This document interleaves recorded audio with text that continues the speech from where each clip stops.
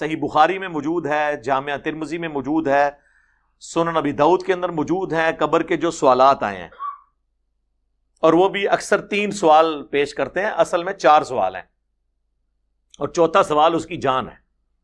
اور یہ آپ کو سارے کمبائنڈ فارم میں مشکات کی پہلی جلد میں عذاب قبر والے چیپٹر میں مل جائیں گے. صحیح بخاری کے اندر موجود ہے. بخاری میں تو ایک سوال کا ذکر ہے جو فائنل سوال ہے نبی علیہ السلام کے بارے میں، ما کنت تقول فی ھذا الرجل، اس مرد کے بارے میں تو دنیا میں کیا کہا کرتا تھا. لیکن ابو داؤد میں ہے، پہلا سوال ہوگا من ربک، تیرا رب کون ہے، ما دینک، تیرا دین کیا ہے، اور تیسرا سوال یہی ما کنت تقول فی حق ھذا الرجل، اس مرد کے بارے میں تو دنیا میں کیا کہا کرتا تھا. مسند احمد میں یہ بھی الفاظ ہیں کہ وہ کہتا ہے ای الرجل، کس مرد کے بارے میں آپ پوچھ رہے ہیں. تو یہ تو دیوبندی اور بریلوی تو کہتے ہیں کہ رسول اللہ قبر میں آ جاتے ہیں، دیوبندی کہتے ہیں نہیں تصویر دکھائی جاتی خود نہیں آتے، بریلوی کہتے ہیں نہیں خود آ جاتے ہیں. تو وہ پھر کیوں مردہ پوچھتا ہے کس مرد کے بارے میں، اگر سامنے کھڑے ہو نبی علیہ السلام. چلے اس کے جواب میں فرشتوں کہنا چاہیے جو آپ کے سامنے کھڑے ہیں. ابو داؤد اور مسند احمد کے الفاظ ہیں الذی بعث فیکم، اس مرد کے بارے میں تم سے پوچھ رہے ہیں جس کو اللہ نے تم میں مبعوث کیا تھا پیغمبر بنا کر. تو وہ کہتا ہے ہوا محمد رسول اللہ، وہ اللہ کے رسول محمد، ورنہ تو کہ ھذا محمد رسول اللہ. اور فرشتے بھی کہیں کہ اس مرد کے بارے میں پوچھ رہے ہیں، وہ کہیں گے نہیں وہ جو تم میں پیغمبر بن کے آئے تھے. تو تینوں سوالات کے جواب جو مومن دیتا ہے، تو ابو داؤد کے الفاظ ہیں کہ فرشتے پوچھتے ہیں کہ تجھے کیسے پتا چلا ان سوالات کے بارے میں. چوتھا سوال ہے. اس تو بعد باب ختم کتاباں شروع. وہ کہتا ہے میں نے اللہ کی کتاب پڑھی تھی تو میں نے اپنے پیغمبر کے حق ہونے کی تصدیق کی. اللہ کی کتاب ایک دفعہ سورہ فاتحہ 3 دفعہ سورہ اخلاص پڑھ کے نہیں بخشی سی، اللہ کی کتاب پڑھی تھی، یعنی اس کے قائد. تو یہ ہے اصل جان. تو جو اللہ کی کتاب پڑھتا نہیں.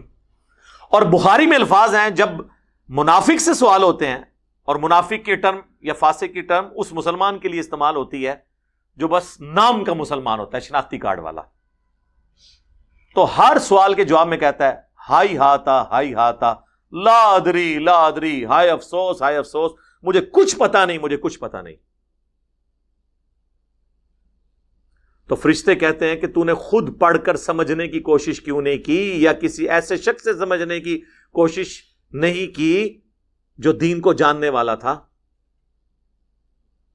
اور وہ یہ بھی کہتا ہے آگے ہائے افسوس، میں وہی کہتا تھا جو لوگ کہا کرتے تھے، سنا کے سننی ٹننی،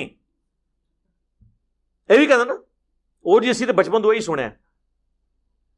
تو فرشتے کہتے ہیں تو نے خود سمجھنے کی، پڑھنے کی، یا کسی ایسے شخص کے پاس، اگر تو ان پڑھ تھا کیوں نہیں گیا جس نے تجھے بات سمجھا دی ہوتی.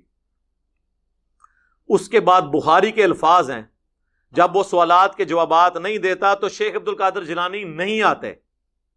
اب یہ کہیں گے تو حدیث میں لکھا ہی نہیں ہوا. سر لکھا ہوا ہے، یہ میں نے نکالا ہے اس میں سے، کیونکہ جب شیخ عبد القادر جیلانی آئیں گے تو ان کو آنے سے روکنے کے لیے مجھے ہی آنا پڑے گا نا. آپ کہیں گے کہ آئیں گے تو وہ حدیث میں تو نہیں لکھا ہوا، تو میں کہوں گا کہ نہیں آئیں گے کیونکہ حدیث میں نہیں لکھا ہوا. تو حدیث میں ہی ہوا نا.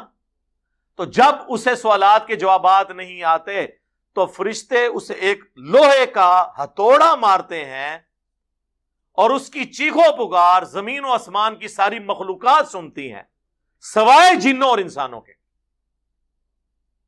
کیونکہ اگر وہ سن لیں تو پھر وہ امتحان ختم ہو جائے گا. امتحان تو ہے نا ان الذین یخشون ربہم بالغیب لہم مغفرۃ واجر کبیر، بے شک جو لوگ بغیر دیکھے اپنے رب سے ڈرتے ہیں ان کے لیے ہے مغفرت اور بڑا اجر. اب مجھے بتائیں جب شیخ عبد القادر جیلانی وہاں پہ گئے ہوں گے تو اللہ نے تو پہلے ہی سائن کیا ہوا ہے کہ جواب دینا ہے کوئی. تو مسلم شریف میں الفاظ ہیں کہ 70 ہاتھ دائیں بائیں آگے پیچھے اس کی قبر کھول دی جاتی ہے،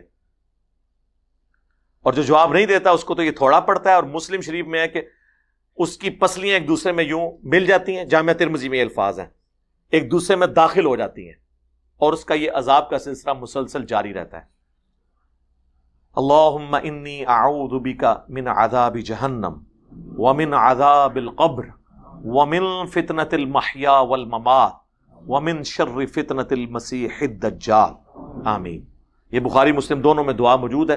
تھوڑے سے الفاظ کی چینج کے ساتھ نبی الاسلام نے یہ دعا تعلیم فرمائی ہے.